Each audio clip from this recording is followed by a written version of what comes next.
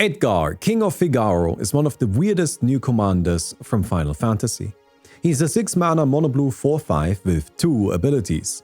When Edgar enters, we draw a card for each artifact we control, and, much more bizarrely, the first time each turn we flip 1 or more coins, those coins come up heads and we win those flips. This is a super strange ability because it's really powerful and lots of fun. But there are no mono-blue cards that let us flip coins. 0, not a single one. Coin flipping is a red effect. There are some artifacts, but god, they are awful. Like Bottle of Suleiman lets us create a 5/5 with flying for the low cost of 5 mana and needing to sacrifice the artifact.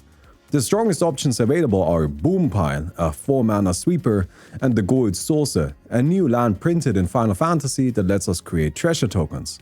So, Edgar isn't meant to be the commander of a coin-flipping deck, he's meant to be in the 99 of a coin-flipping deck. While at first glance, this may seem like an odd design choice from Wizards, I think it's brilliant. As a leader of a coin-flipping deck, Edgar would take all of the excitement out of it, and maybe even push it to be a bit too powerful. For example, Stitch in Time would become an easy 3-mana extra turn. But by keeping Edgar mono-blue, they've enforced something which I'm always advocating: playing game-warping commanders in the 99 as opposed to the command zone. I find that generally leads to more enjoyable experiences. Setting this aside, this is not the only reason why I find Edgar interesting. Artifact decks are really good at quickly bringing a lot of permanence into play, but they use up their resources while doing so, and then need to worry about refueling.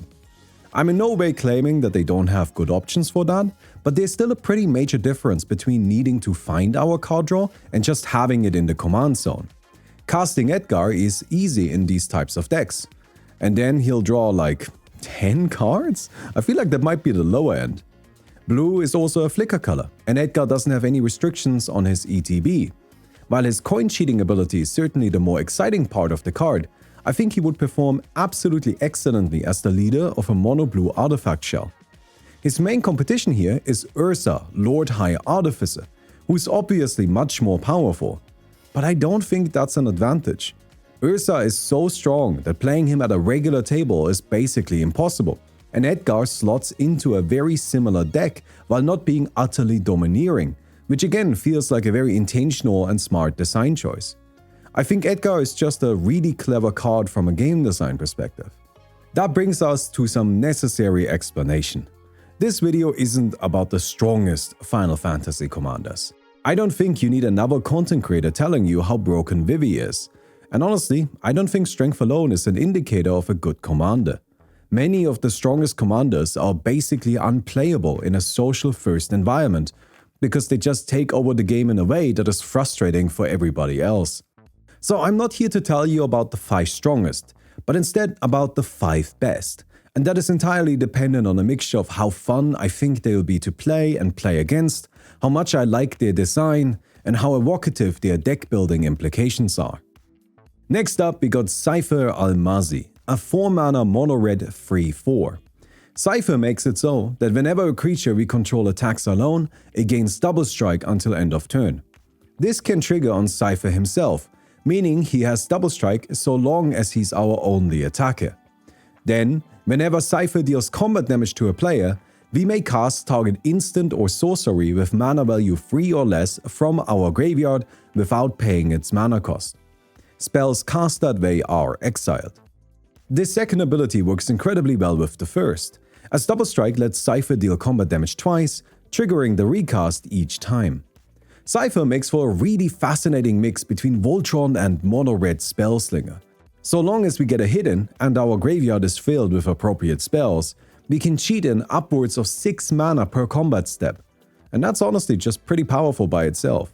At 3 or less mana, we find a lot of standard powerhouse cards like Chaos Warp or Jeska's Will, but also a variety of other spells that each branch into a different direction. With Seething Song, some instant speed spell duplication, and other value cards like Seize the Spoils, we can take an entire turn mid-combat, while Slag Storm and Acidic Soil simply try to burn our opponents out. Usually burning isn't a very strong strategy in Commander because 40 life is just a bit much, But Cipher can double up on many powerful burn spells, giving him opportunities that other commanders just don't have. And that kind of spellslinger shell would usually be mostly populated by small firebrand archer-style creatures, which means that Cipher needing to be our only attacker just isn't much of a downside.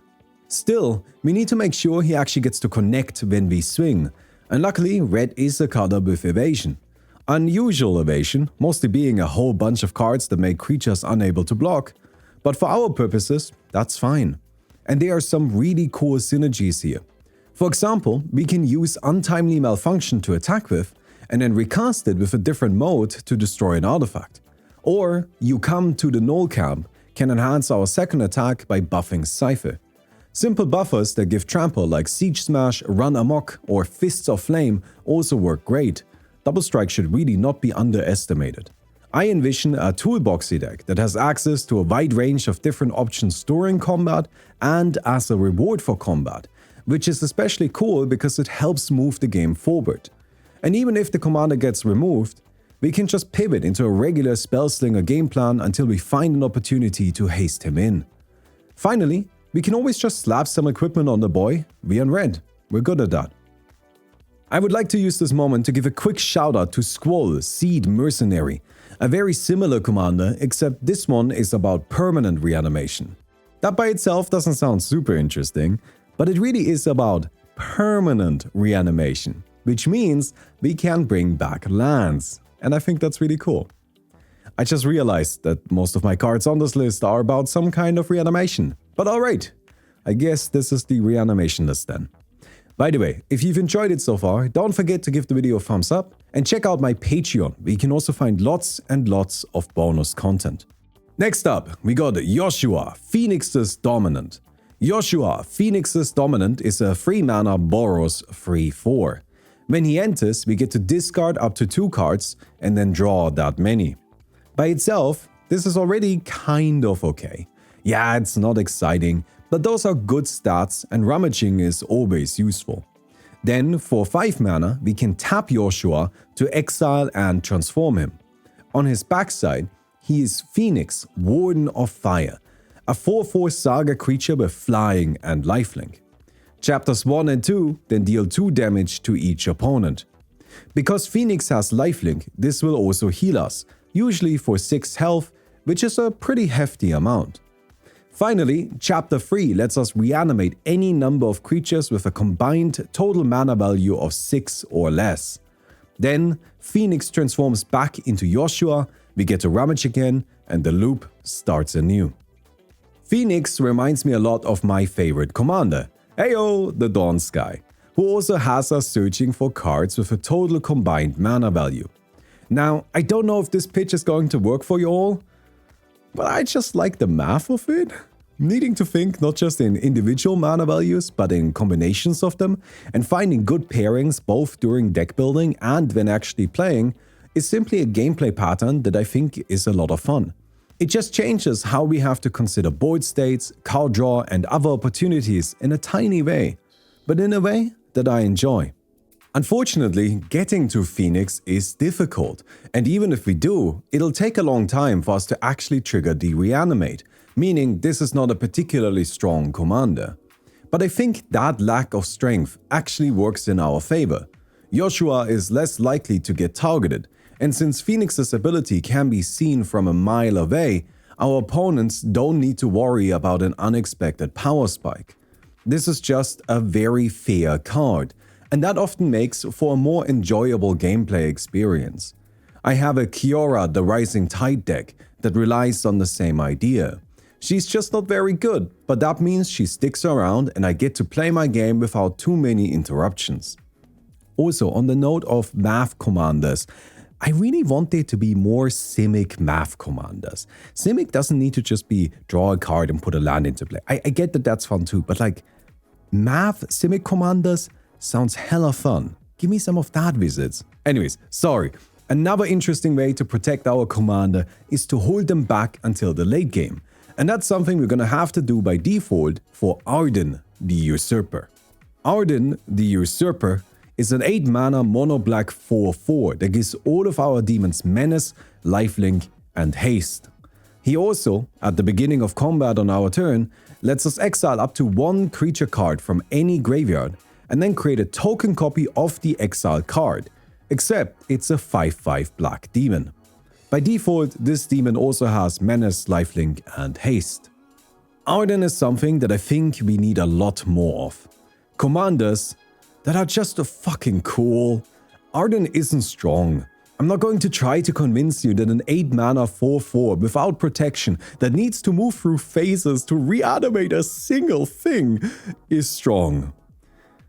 But god, it's a sick way to end the game. We've been playing for 2 hours, sweepers have been blasted left and right, the graveyards are stacked with haymaker after haymaker that we each collectively survived. Everybody is tapped out. It's finally time. Arden enters and rips the strongest creature available out of a graveyard. We swing, we start recovering our life total. Our opponents are running dangerously low on interaction. They've got one removal spell left. Does it go at the demon or does it go at Arden? There's no good answer. The turn passes back around and our second demon enters. At least, that's the dream.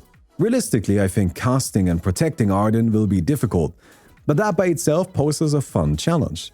There are just a variety of questions we need to answer if we want to build Arden. Like, how do we get him into play quickly? Do we even want to get him into play quickly? How do we protect him? How do we ensure that there is something worth reanimating? Each of these questions has a range of possible answers, and that's exactly what makes for a great commander in my eyes. Every Arden deck will look different from all the other ones, allowing for a great range of creative expression. Either that or everybody will end up playing demons. I feel like I owe you all at least one genuinely powerful commander. The Wandering Minstrel is a 2-mana Simic 1/3 with 3 abilities. First, he makes all of our lands enter untapped.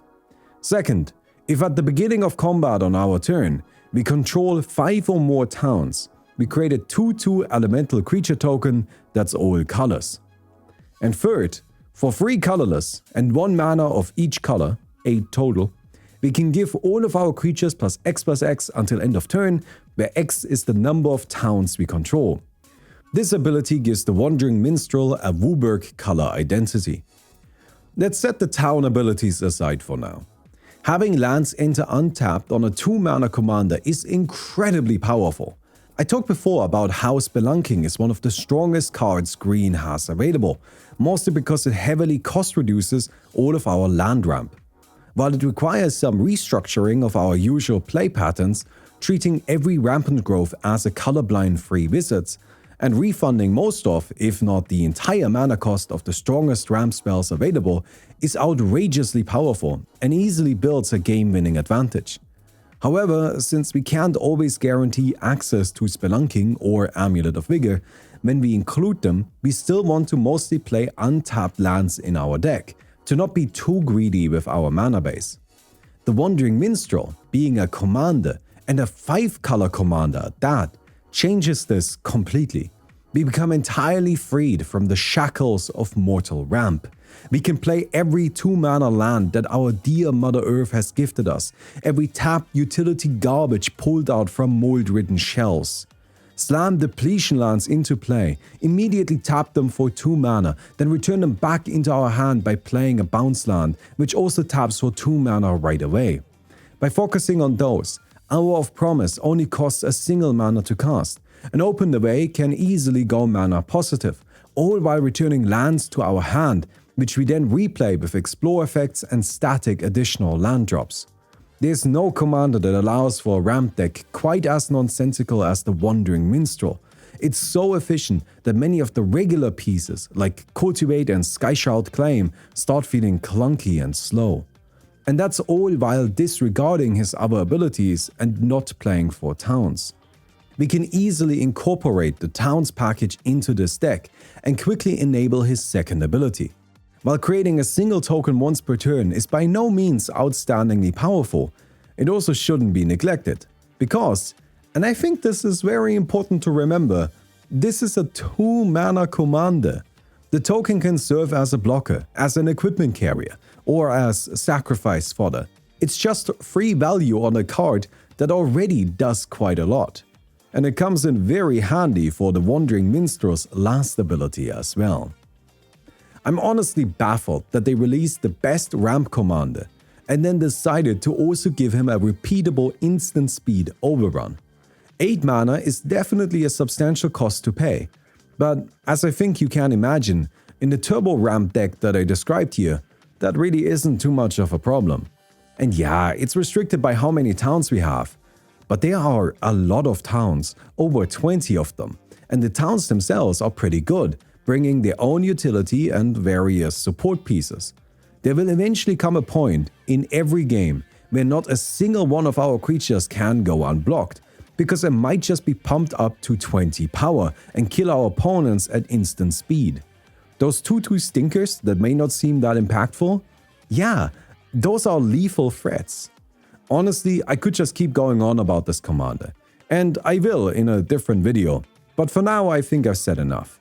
The Wandering Minstrel is absurdly powerful, and I genuinely think that the town deck is going to be a powerhouse. So, that's my list. I'm very curious to hear if there are any that you are particularly excited about and have maybe built a deck for already. Personally, I've been enjoying my Choco Seeker of Paradise Burbs deck. Didn't make the list because Choco is just very straightforward, but there's nothing wrong with that. It's still a lot of fun to play. I was writing this before Final Fantasy properly released, just as the pre-releases and so on were kicking off. I'm really curious to see what impact this set has on just my local environment. How many new players are we going to see? How many people are actually going to join Magic just for Final Fantasy? Because I know multiple people in real life that have told me that, yeah, they're down for Magic for Final Fantasy, but they weren't down before that, but they are here for Final Fantasy. So that's gonna be very interesting. I'm really looking forward to seeing how that all works out. Anyways, I hope you guys enjoyed the video. As always, don't forget to give it a thumbs up. And don't forget to check out my Patreon, link down in the description. And for now, I'll see you guys soon.